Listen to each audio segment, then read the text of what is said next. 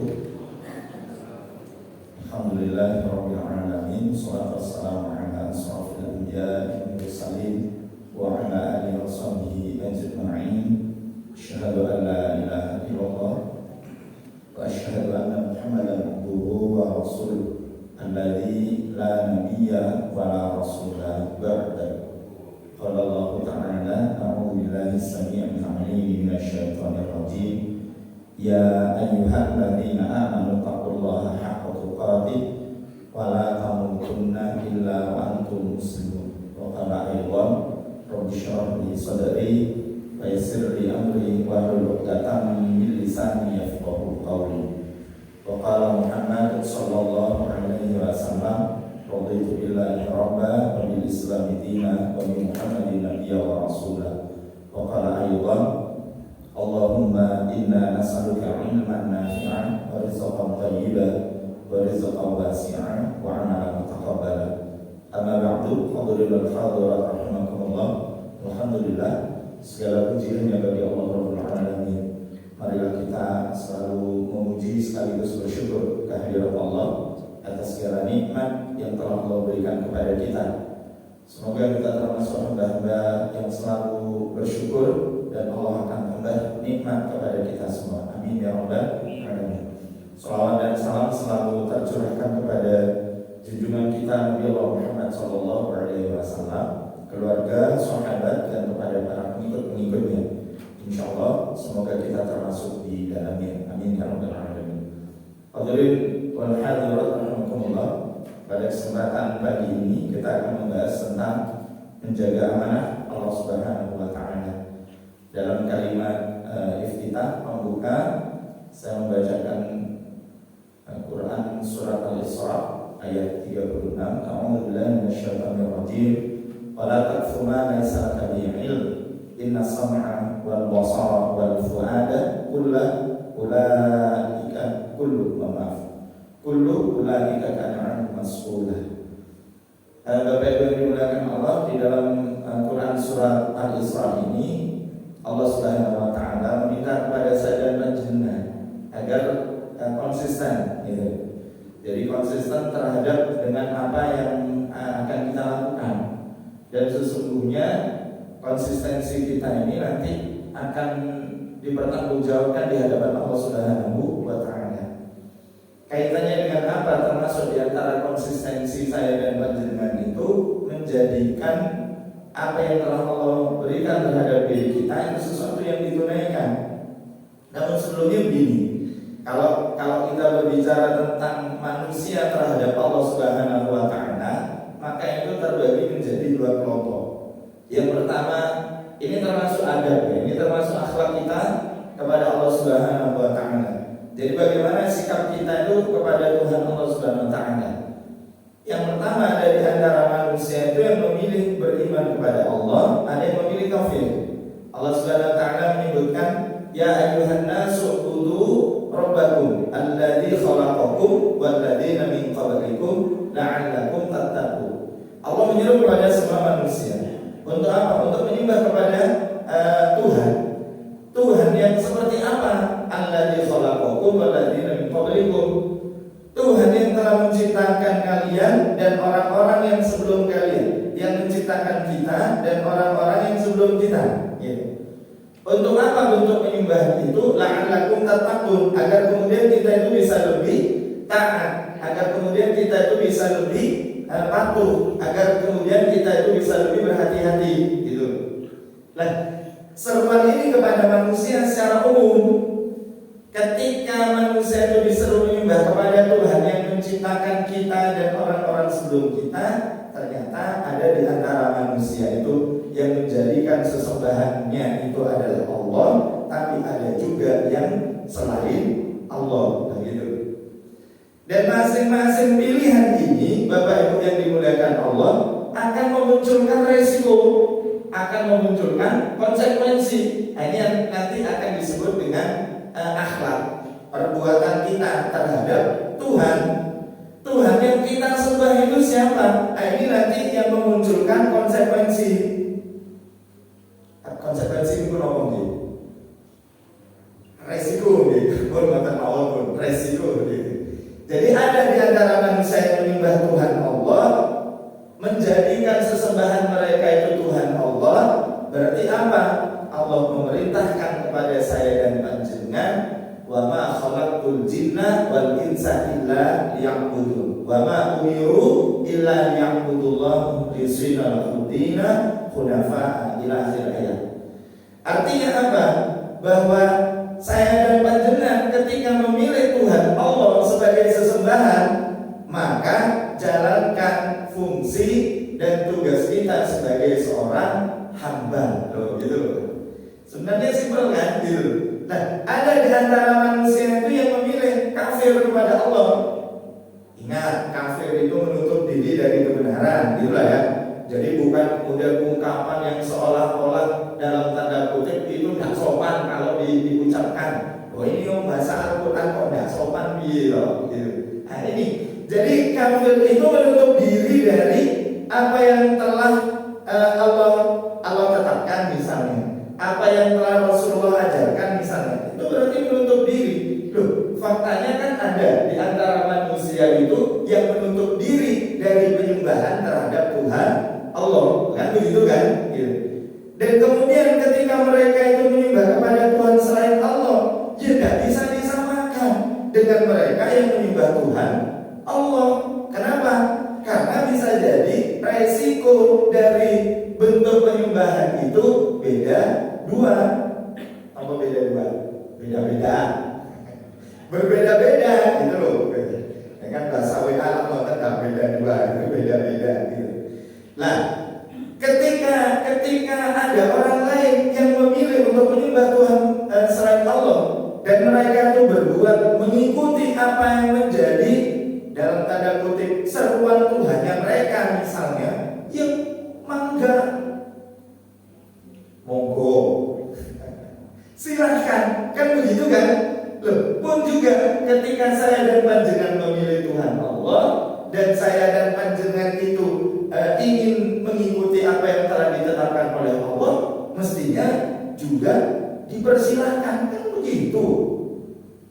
Lah, jangan kemudian kita itu menyamakan antara penyembahan kepada Tuhan Allah dan penyembahan kepada Tuhan selain Allah. Jalannya beda, konsekuensinya beda. Nah, gitu loh.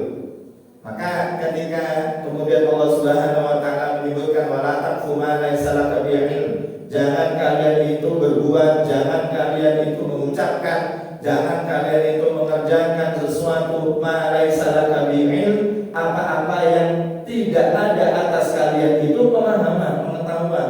Makanya antara iman dan amal itu kan tidak bisa dilepaskan, gitu loh. Jadi kalau kemudian saya dan panjenengan beriman kepada Allah, maka amal saya dan panjenengan itu beramal seperti apa yang ditetapkan oleh Allah. Kalau ada manusia yang imannya kepada Tuhan selain Allah dan beramalnya itu mengikuti Tuhan sesembahannya, silakan. Oh, saya dan panjenengan di sini kan suruh memilih, gitu loh. Milih iman kepada Allah atau milih kafir? Milih budi, iman. Loh, kalau sudah memilih iman, saya dan panjenengan percaya kepada Tuhan Allah, ya sudah, saya dan panjenengan harus menjalankan apa yang diamanahkan oleh Allah. Apa? Saya dan panjenengan diminta untuk ibadah. Ibadah itu apa? Menjalankan proses ritual penyembahan, peribadatan kepada Tuhan Allah, dan juga menjalankan interaksi sosial muamalah di tengah-tengah manusia, juga mengikuti perintah Allah. Tuh gitu loh. Sebenarnya simpel lah. Hidup di dunia itu gampang ngomong boten. Sederhana ngomong boten. Kita, saya dan panjenengan itu kalau berimannya kepada Allah, cuman melakukan dua hal. Satu, tunaikan perintah. Dua, tinggalkan larangan. Gampang? Loh, gampang. Loh, cuman dua hal kok gitu. Perintah dikerjakan, larangan ditinggalkan. Sudah, itu saja.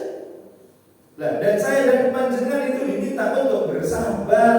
Kenapa? Karena memang hidup di dunia itu saya dan panjenengan diminta untuk beramal, dan beramal.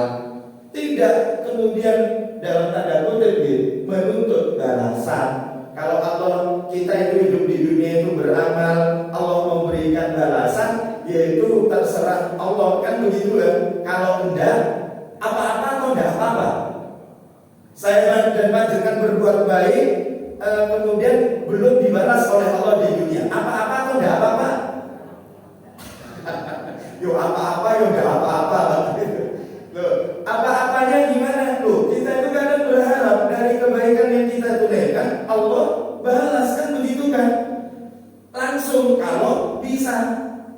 Dan ya Allah, saya beramal ya Allah, semoga mendapatkan balasan rezeki yang lebih. Boleh? Boleh. Cuman ketika lebihnya itu tidak sesuai ekspektasi, harapan, tidak sesuai harapan, gelo apa boten? Pernah nggak saya dan panjenengan itu nyesel berbuat kebaikan? Mosok enggak? Nggak tahu maksudnya. Contoh, kita itu sudah berbuat kebaikan dengan tetangga, kita antar-antar kepada tetangga. Ternyata jawaban tetangga itu tidak seperti yang kita harapkan. Mohon maaf, kemarin saya diberi kue sama panjenengan, kuenya nggak enak. Itu kue murahan ya. Maka lo membuat kan? Lo ya sifat-sifat manusiawi. Kira-kira spontan di dalam diri kita itu nyesel membuat berbuat kebaikan. Kadung sudah berbuat baik, geletek, jawabannya tidak enak, ya kan? Loh, sekali lagi mohon maaf, saya mengingatkan kepada diri saya sendiri khususnya dan kepada panjenengan umumnya, jangan pernah menyesal berbuat kebaikan. Kenapa? Kebaikan yang kita lakukan itu sudah tercatat di hadapan Allah. Loh, kalau nyesel, kira-kira tercatat atau terhapus? Terhapuslah. Saya sudah kadung memberi, ternyata balasannya kalau ini nyesel awak dulu kan. Tapi sifat nyesel itu manusiawi nomor boten. Berbuat baik ternyata air susu dibalas air tuba. Kalau sudah muncul nyesel itu segera istighfar. Astagfirullahaladzim. Jadi begitu, tidak usah berlama-lama. Awas meneng rakat ini. Saya nggak mau ngasih lagi. Oh, kok dikasih tidak berterima kasih, malah ngece, monyet, gitu kan? Saya sering mencontohkan juga keliru masukkan ke kotak masjid maunya 10.000 karena 10.000 dan 100.000 meh podo, gitu. Keliru masukkan 100.000, niatnya 10.000, keliru 100.000. Nyesel apa betul?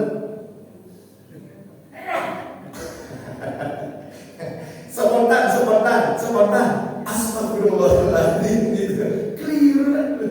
Sebenarnya yang 100.000 itu sudah tercatat di hadapan Allah. Karena nyesel, keliru, tercatat nomor terhapus. Rugi apa betul? Yo rugi lah, sudah kadang bilang 100.000 malah lain tuh opo-opo. Mending 100.000 kita ikhlas tapi sekali kita lain kali saya tak lebih teliti gitu. Jangan sampai keliru 10.000 sama 100.000.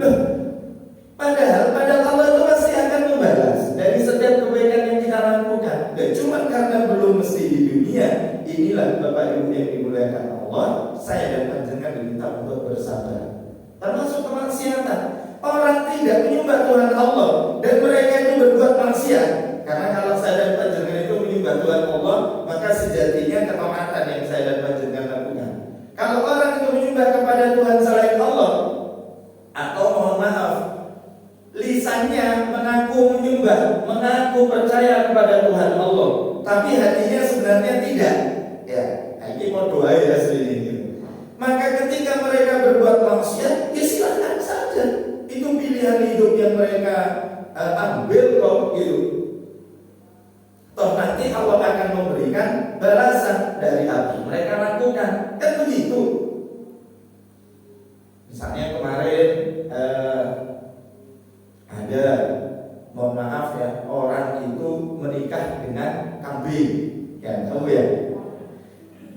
itu katanya untuk kepentingan konten. Mohon maaf ya, sekarang itu teknologi itu kadang kita itu bikin kontennya itu CMC, apa? Cuma-cuma. Padahal mohon maaf, setiap apa yang saya dan panjenengan lakukan, innas sam'a wal basara wal fu'ada kullu, pendengaran, penglihatan, hati dan pikiran kita, semua yang Allah berikan atas diri kita, semuanya itu akan dimintai bertanggung jawaban. Ada konten motor melaju kencang gitu, didan setelah itu langsung lari gitu. Wah, ada yang kena ketabrak. Kalau dalam bahasa saya itu termasuk bunuh diri. Wallahu a'lam. Dan lalu truk melaju kencang didan gitu untuk kepentingan konten. Loh, ada orang menikah dengan kambing. Setelah viral begitu baru kemudian iki loh etok-etok. Loh, ya kan? Kalau kita itu mau guyon, mau bercanda yang syar'i. Bercanda yang syar'i. Rasulullah itu kan pernah didatangi emak-emak kena rukot kewut gitu. Datang kepada Rasulullah. Ya Rasulullah, apakah saya itu masuk surga? Rasulullah mengatakan enggak, gue nangis langsung. Padahal maksudnya enggak itu kata Rasulullah enggak, karena enggak ada di surga itu genaru kewut. Kita nggih. Gak ono wong sing tuwek. Jadi kalau saya dan panjenengan di dunia ini lambat laun menjadi tua, ikhlas apa mboten? Nyesel apa mboten? Katanya nyesel piye, Pak? Wong sudah tua ini. Nah, ini canda syar'i. Maka naudzubillah min dzalik, ketika menikah dengan kambing itu prosesinya koyo sama seperti orang menikah ini. Dipacai, didandani, terus ada hantaran gitu ya. Terus ada mas kawin ini piye wong mbek gitu. Ya Allah. Ya. Nah, kalau kemudian untuk kepentingan viral-viralan begitu, nanti ketika dimintai pertanggungjawaban, niki men guyonan kok ya Allah gitu. Apakah akan diterima? Nah, ini pertanggungjawaban kita. Anggota. Saya khawatir ketika tidak ada yang menegur itu akan terus. Dan sekarang ini kan aneh ya. Tapi orang itu memilih tidak percaya kepada Allah, ya sudah, silakan. Maksud saya, apa yang mereka ungkapkan, apa yang mereka lakukan, apa yang mereka ucapkan, gitu, itu tidak usah kita ikuti, gitu. Nah, ada orang yang tidak percaya kepada Allah, menikahnya itu menikahi diri sendiri. Kenapa? Karena tidak ada orang lain yang mencintai, maka yang paling mencintai terhadap dirinya itu adalah dirinya sendiri. Maka dia menikahi dirinya sendiri.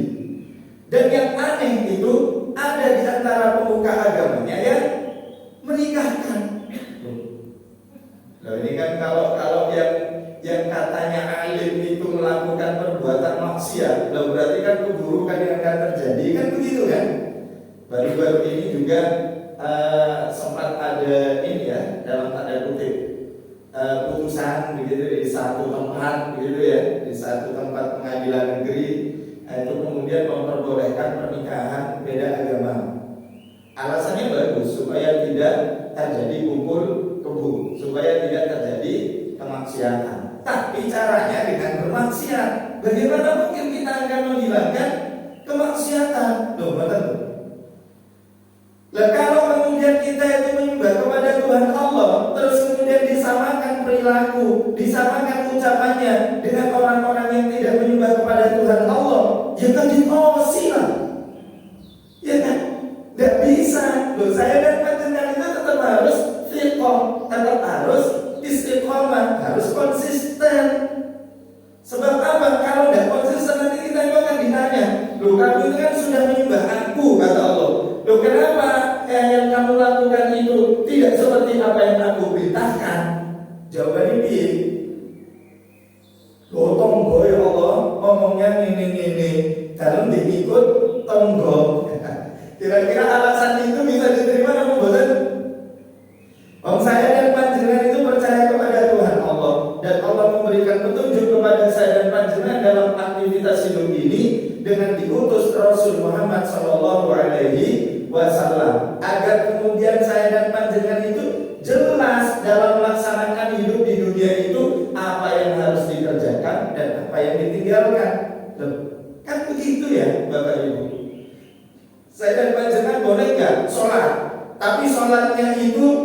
seperti apa yang diajarkan oleh Rasul misalnya. Boleh apa boleh? Wah, katanya tetangga saya Pak, tidak apa-apa, beda dengan apa yang dilakukan oleh Rasul. Dan kita itu menurut omongan tonggo atau menurut perkataannya Rasul. Dan kan kembalinya begitu. Jadi pangapunten, kalau ada orang yang mengatakan bahwa kehidupan ini boleh ya mengikuti tata cara aturan apapun, seperti penyembahan kepada Tuhan Allah disamakan dengan penyembahan kepada sesembahan apapun, saya dan panjenengan harus konsisten. Kenapa? Saya dan panjenengan sudah memilih, dan nanti pilihan saya dan panjenengan itu akan dipertanggungjawabkan. Dan simpelnya hidup di dunia itu. Artinya apa? Tunaikan apa yang menjadi perintah Allah, apapun itu. Tinggalkan apa yang dilarang oleh Allah, apapun itu. Loh, sederhananya begitu. Kalau saya dan panjenengan melakukan kebaikan di dunia, Allah belum membalas, bersabarlah. Kenapa? Karena dunia itu bukan tempat balasan. Dunia itu tempat berbuat. Kapan balasan itu? Di surga, di akhirat. Bagi yang beriman kepada Allah, surga tempatnya. Bagi yang ingkar kepada Allah, tempatnya di neraka. Loh, ini loh Pak Bu pilihannya. Loh, amanah Allah atas saya dan panjenengan itu apa? Contohnya ya, kalau di dalam saya ini hanya contoh saja. Di dalam Quran surat An-Nahl, Innallaha ya'muru bil 'adl. Sesungguhnya Allah itu telah memerintahkan kepada kalian. Saya dan panjenengan menyembah Tuhan Allah. Allah meminta kepada saya dan panjenengan untuk berbuat adil. Adil itu apa? Mengikuti apa yang telah ditetapkan oleh Allah. Lawannya adil itu boleh. Contohnya, Allah meminta saya dan panjenengan sholat. Kalau saya dan panjenengan sholat, berarti saya dan panjenengan itu berbuat adil. Karena adil di sini bukan semata-mata kepada manusia, tapi juga adil kepada Allah. Allah meminta saya dan panjenengan naik haji kalau yang mampu, ya. Tapi ternyata saya dan panjenengan misalnya mampu tapi tidak naik haji, berarti saya dan panjenengan berbuat zalim. Ya, kita doakan saudara-saudara kita yang saat ini berangkat, semoga diberikan kemudahan dalam melakukan peribadatan dan pulang membawa haji mabrur. Amin ya rabbal alamin. Ya, kalau ada pembatasan usia, semoga hanya tahun ini saja. Jadi pembatasan usia itu ternyata memisahkan antara suami dan istri kadang-kadang. Jadi suaminya tidak berangkat karena di atas 65 tahun, istrinya berangkat. Ada yang begitu, tapi ada apa-apa? Ya gimana? Itu memang keputusannya. Enggak, tahun depan nanti jangan-jangan malah tambah ada pembatasan lagi, tapi ya sudah serahkan kepada Allah. Tapi minimal kita mengupayakan. Jadi ini adil. Allah meminta saya dan panjenengan untuk meninggalkan khamr, misalnya, untuk meninggalkan khamr. Kemarin itu kan ada ya di salah satu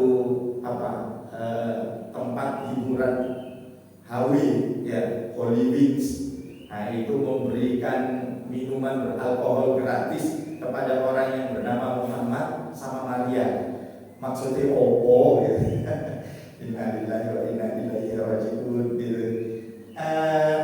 Masya Allah, ini kenapa? Mereka itu menganggap bahwa seolah-olah hidup ini apapun bebas menurut apa yang menjadi keinginan mereka misalnya.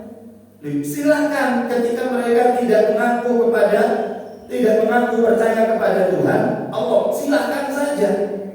Tapi jangan sampai saya dan panjenengan mengaku percaya kepada Tuhan Allah, mengikuti apa yang mereka ajak.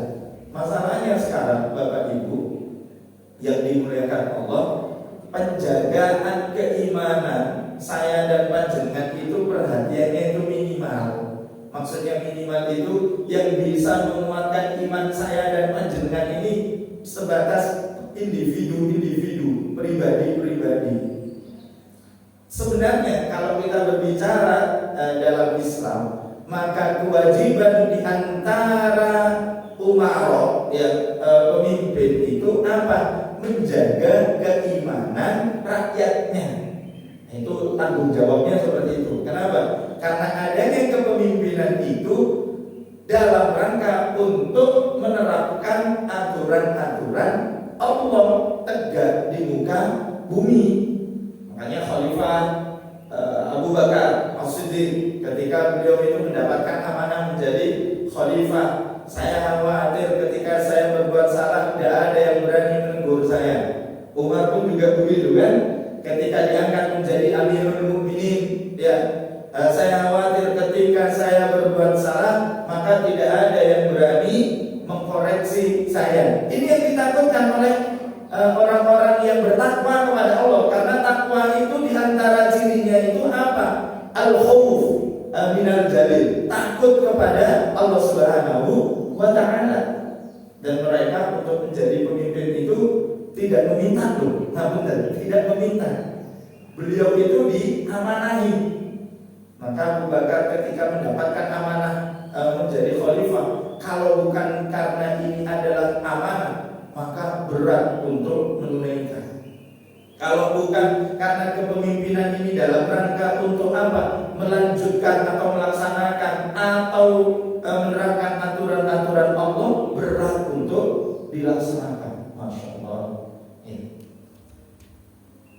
Sekarang pemilihannya belum, masih lama ya, tapi sudah rotok-rotok ribut. Ya itu urusannya ya. Itu tapi maksud saya dan panjenengan itu mohon kepada Allah, raditu billahi rabba wa bil islami dina wa bi Muhammadin nabiyya wa rasulah. Saya dan panjenengan itu ridho Allah itu sebagai Tuhan saya dan panjenengan. Berarti apa? Resikonya, konsekuensinya saya dan panjenengan itu tetap berpegang teguh dengan pengakuan itu. Nah kalau saya dan panjenengan raditu billahi rabba bil islami dina wa bi Muhammadin nabiyya wa rasulah, tapi kemudian kita itu berbuat zalim, lawan dari adil itu kan zalim.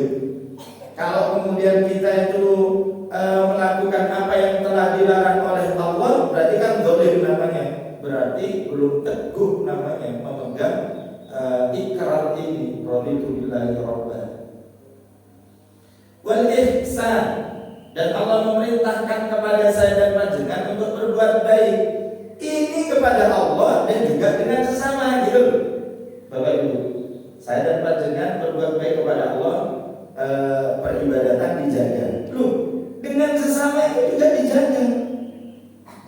Berjualan harus jujur, tidak boleh curang. Kan begitu kan? Gitu. Meskipun curang ini sesuatu yang sudah lampau, sudah ada. Seperti kemarin ada yang dalam tanda kutip sambat ke saya itu, Pak Wata, kita itu ngomongin bahwa L68T, kita nih L68T, nopo LGBT. LGBT itu ada teman saya yang komen, LGBT itu sejak zamannya Nabi Lut itu kan sudah ada. Kenapa sih sekarang itu kok dipersoalkan? Innalillahi wa inna ilaihi raji'un. Nah ini cara berpikir seperti ini, Bapak Ibu, tidak menutup kemungkinan terpengaruh dengan cara berpikir orang yang tidak percaya kepada Tuhan Allah. Karena bagi mereka ngapunten nggih, ketika mereka itu berhubungan dengan sesamanya mereka, sesama jenis, bagi mereka tidak ada masalah. Kenapa? Karena mereka tidak percaya kepada Tuhan Allah. Silahkan. Loh, kita, maksud saya silahkan itu bagi yang tidak percaya, ya silahkan, kan begitu. Loh, saya dan panjenengan kok malah ikut-ikutan ikut piye gitu. Yang ngomong begini ini orang-orang yang mengaku percaya kepada Tuhan Allah. Saya katakan, mesti ini panjenengan dijawab. Kaumnya Nabi Lut itu berperilaku seperti itu sebenarnya itu perilaku yang belum pernah dilakukan oleh kaum-kaum sebelumnya. Karena itulah Allah itu mengadab mereka. Jangan begitu. Kalau sekarang ya Allah nanti kalau Allah mengadab kita. Kalau kita itu memilih dalam tanda kutip melakukan kemaksiatan, ya pada akhirnya juga akan diadab dalam tanda kutip. Meskipun azab dahsyatnya seperti kaum-kaum sebelum Rasul Muhammad itu nanti kiamat ya. Bagi orang-orang yang kafir kepada Allah kan azabnya kan ketika kiamat. Gitu. Jadi ketika kemudian mereka itu melakukan propaganda, pemikiran-pemikiran mereka seolah-olah bebas mereka itu melakukan keburukan. Allah meminta kepada kita wa yanha 'anil fahisyah. Di antara perbuatan fahisyah keji itu liwat. Sanes liwat nih, liwat. Liwat itu kode nganal wa nganal. Dan pangapunten sekarang itu ada juga iklan di media elektronik itu, laki-laki itu macam perempuan. Ada yang perempuan itu macam laki-laki. Ini yang disebut dengan transgender. Dan kita seolah-olah memberikan ruang. Ya, kalau tidak memberikan ruang itu katanya dianggap melanggar hak asasi manusia. Seperti kemarin MUI wilayah Jawa Timur itu meminta putusan pernikahan beda agama itu dibatalkan. Ini sudah benar, tapi kemudian ada yang kemudian membantah bahwa MUI itu tidak mengerti tentang hak asasi manusia. Hak asasi manusia ini yang dibawa-bawa. Padahal ketika mereka membawa-bawa hak asasi manusia, mereka mengabaikan hak asasi manusia yang lain. Ketika mereka berbuat maksiat, so of force L68T gitu ya, dengan dalih bahwa mereka itu bebas berekspresi, mereka menghilangkan hak asasi manusia yang lain, bahwa orang lain pun juga bebas untuk tidak melihat kemaksiatan, bukan gitu kan? Gitu. Mereka semua bermaksiat, orang lain pun, kita pun juga bebas untuk tidak melihat kemaksiatan. Mestinya kan begitu. Kalau mereka itu toleran, misalnya ya, mereka ketika berbuat maksiat sembunyi-sembunyi, orang lain yang tidak tahu, mau tenang, bukan tambah so force. Seolah-olah mereka menampilkan di depan umum. Padahal saya dan panjenengan ngapunten, seneng napa ndak kodel macak lanang-lanang macak kodel. Seneng napa mboten? Loh, tapi kalau ada waria main volley kok akeh sing delok ya. Dikeplok-keplok. Innalillahi wa inna ilaihi raji'un. Kenapa? Semakin mereka itu merasa eksistensinya itu diakui. Mestinya kita marginalkan, kita pinggirkan. Lah, ya sayangnya memang tidak ada kalau dalam Islam itu yang menjaga terhadap perilaku maksiatnya supaya tidak tetap maksiat itu tidak ada yang menjaga itu, Bapak Ibu. Akhirnya apa? Sekarang saya dan panjenengan itu sebatas dalam penjagaan keimanan itu terhadap individu. Kuatnya sampai kapan? Wallahu a'lam, tergantung kedekatan saya dan panjenengan kepada Tuhan Allah. Saya dan panjenengan saat ini masih sholat. Besok kira-kira ada jaminan saya dan panjenengan masih sholat? Insya Allah saya usahakan Pak, saya usahakan. Begitu enggak apa-apa. Tapi apakah jaminan itu ada? Enggak. Saya dan panjenengan saat ini masih percaya kepada Tuhan Allah sebagai sesembahan kita. Saya dan panjenengan masih ibadah kepada Allah. Tapi apakah minggu depan masih ada jaminan? Kalau jaminan tidak ada, tapi insya Allah saya akan upayakan. Loh, ini Bapak Ibu yang dimuliakan Allah. Caranya seperti apa? Apa yang Allah perintahkan?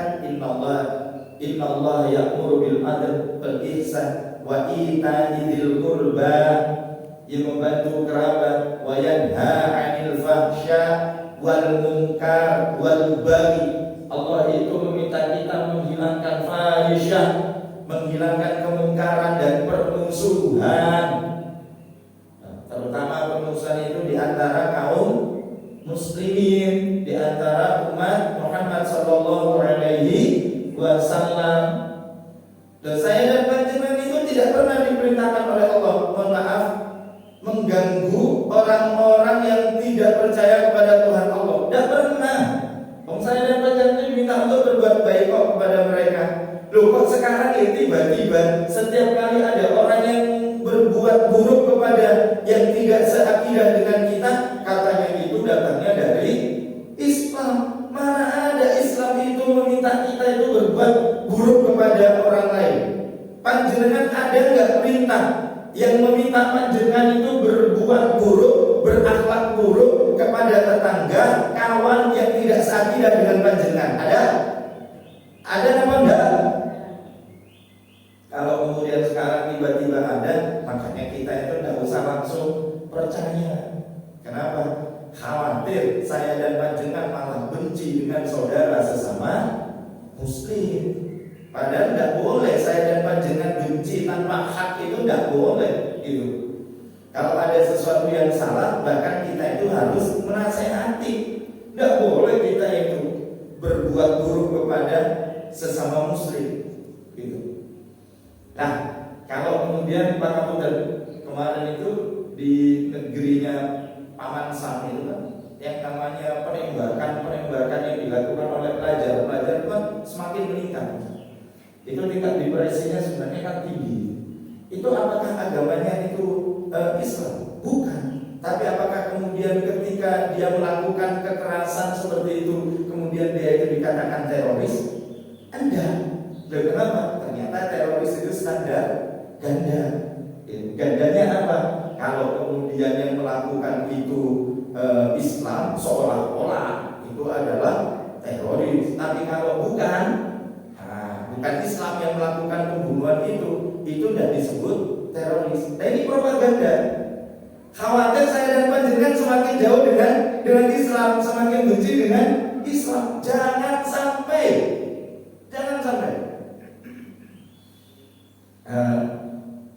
Allah memerintahkan kepada saya dan panjenengan itu kisos ya.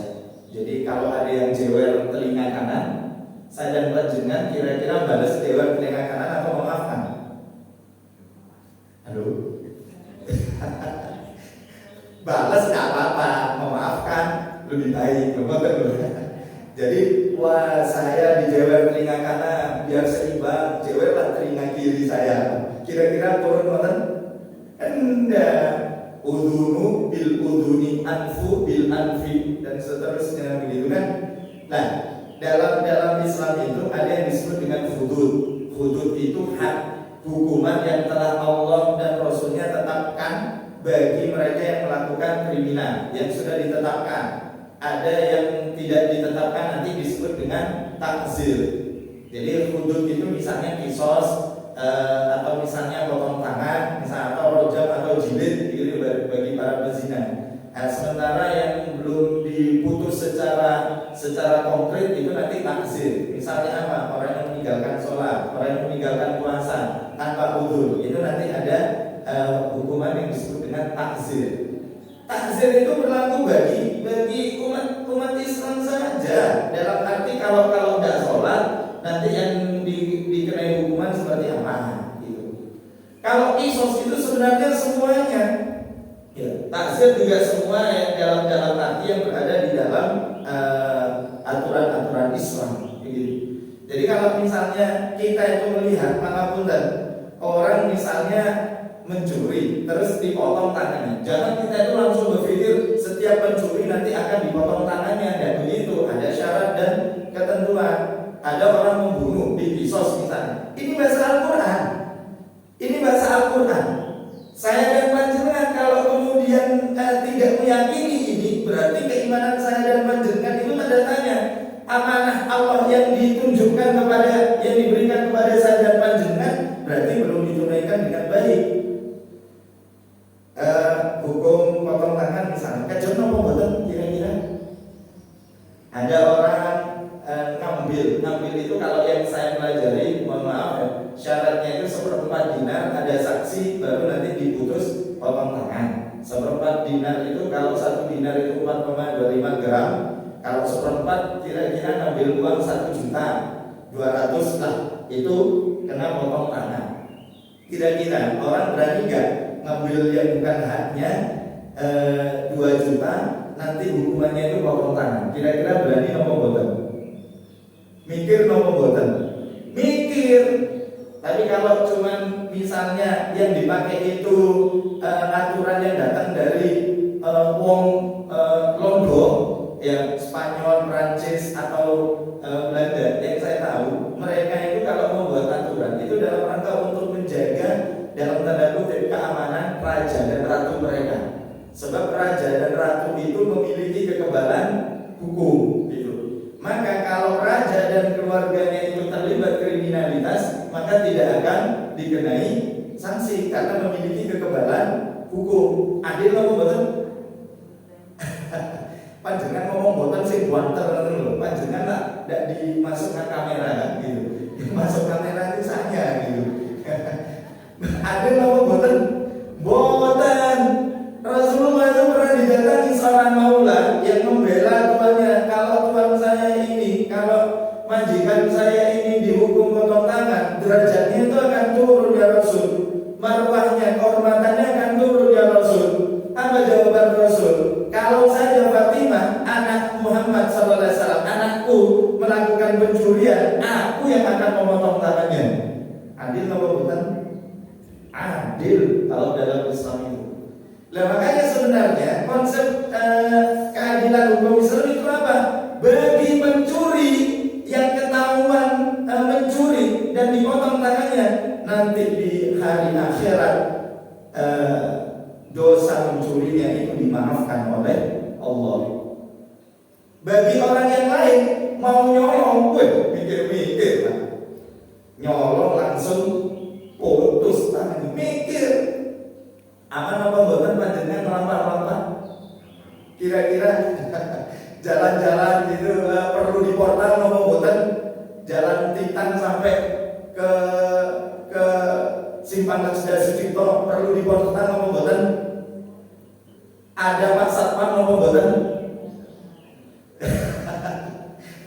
Kalau Pak Satpam tetap ada untuk jaga gitu ya, misalnya. Tapi keamanan itu terjamin.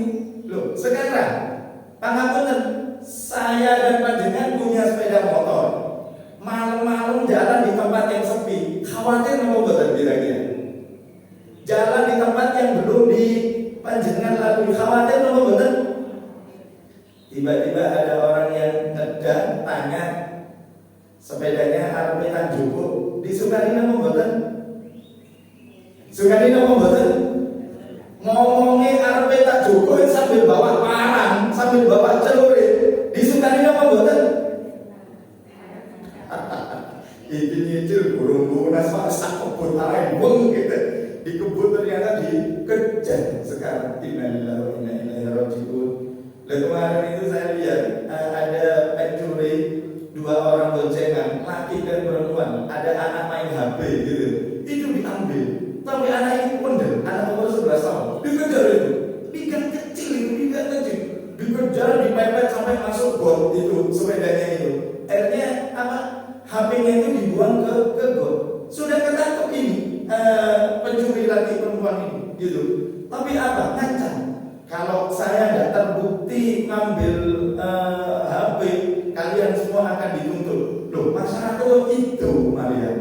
Itu, kita itu, wedi, itu, wedi, takut. Loh, malah sing bener sih, takut itu piye toh. Makanya kalau dalam Islam, dalam kisos, walakum fil qisasi hayatun ya ulil albab. Dalam kisos itu ada kehidupan. Bagi siapa? Bagi yang mereka berpikir. Kalau dalam Islam, orang yang membunuh tanpa hak itu dihukum bunuh. Kenapa? Nanti dosanya di hadapan Allah di akhirat diampuni. Kenapa? Karena sudah dikisos gitu loh. Bagi orang lain yang mau melakukan pembunuhan, mikir saya mata ini untuk dimata ini. Atau kalau tidak dimaafkan oleh keluarganya, bayar denda. Dendanya seberapa? 100 ekor unta, 40 ekor diantaranya bunting. 100 ekor ini Darussalam, insya Allah tahun ini nyembelih unta apa betul? Kurban unta yang tidak kena PMK lah unta lah. 1 ekor itu kira-kira 100 juta. Kalau 100 ekor 10 miliar. 40 ekor diantaranya bunting, punya punya ada anaknya di dalamnya. 14 miliar lah, hitung-hitungan gampang-gampangan. Orang mateni orang didenda 14 miliar, berani ngomong boten? Berani ngomong boten? Sekarang itu karena 5 sampai 10 tahun deliknya, kalau nanti berbuat kebaikan bisa keluar cepat gitu. Akhirnya apa? Gampang sekali kita melihat nyawa yang tanpa hak itu melayang. Ngerampas sepeda motor, setelah itu kehormatannya dihinakan, diperkosa, setelah itu dibunuh. Berapa kemaksiatan yang dilakukan? Innalillahi wa inna ilaihi raji'un. Orang nggak takut begitu. Orang nggak takut kepada Allah Subhanahu Wa Taala. Bahkan yang diambil melihat yang pakai itu kokode, dihinakan kehormatannya, setelah itu apa? Dibunuh. Sudah dibunuh, diocel, dilempar ke sungai. Wah, ini sudah harus selesai ini. Ya Allah, saya hanya berpikir, apakah ini kemudian kita itu mengaku sebagai hamba Allah yang ketika Allah meminta kepada kita untuk menunaikan aturannya, tapi kita tinggalkan, gitu. Artinya apa? Nyawa ini sekarang itu tidak lebih dari harga 10.000. Orang tersinggung gara-gara uang 10.000 langsung paten. Kita nih.